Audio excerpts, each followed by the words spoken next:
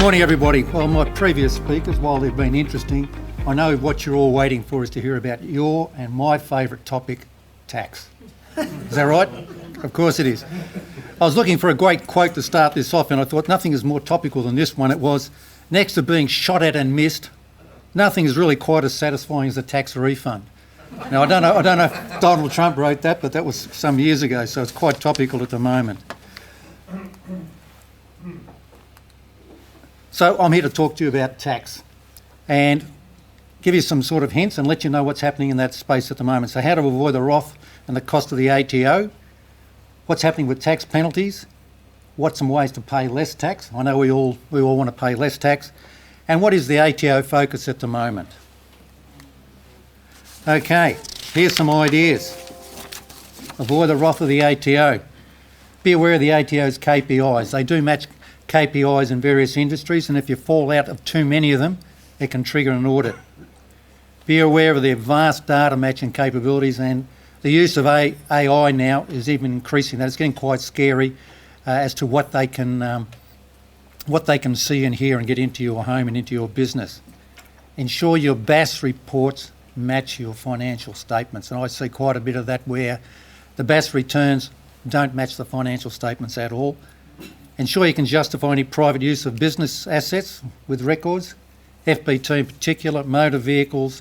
That is something they're now starting to focus on.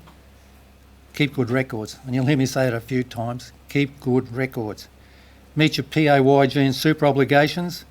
Beware of disgruntled employees and contractors, which may be employees.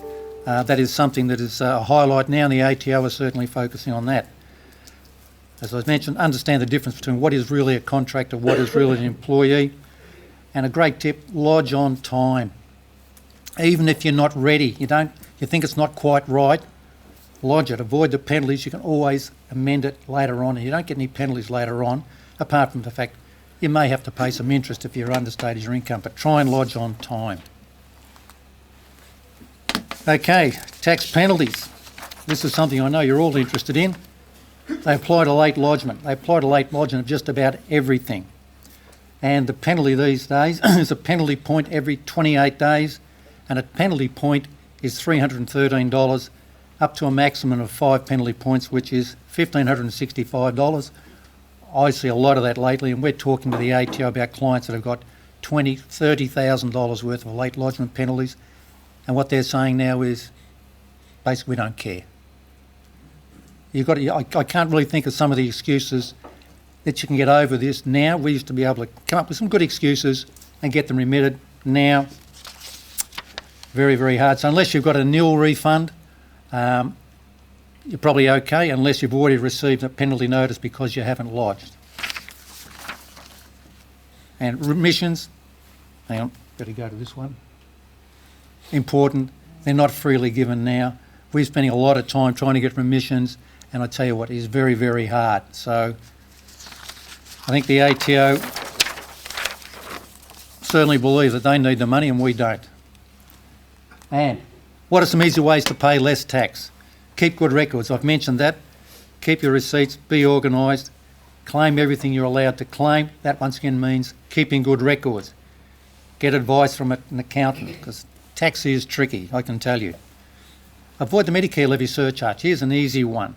You pay an extra 1% when your income is over 97k or a family income of 194.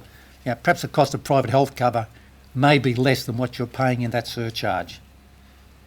Manage the timing of tax deductible expenses, year end.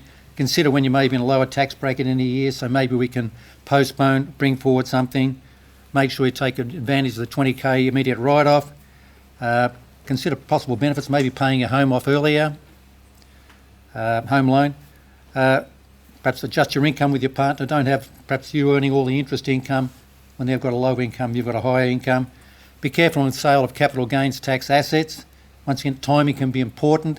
Should I sell it this year or next year? Review your business structure. An ATO focus on 24.5, working from home expense claims for employees.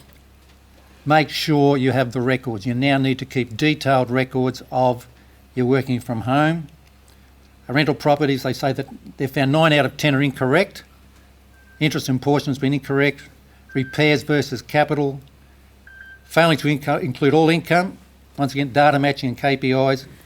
Capital gains, cryptocurrency, they're looking at sales of shares, and motor vehicle logbooks, particularly, they've got a big focus on dual cab utes because they are the biggest selling vehicles in Australia today. Thank you.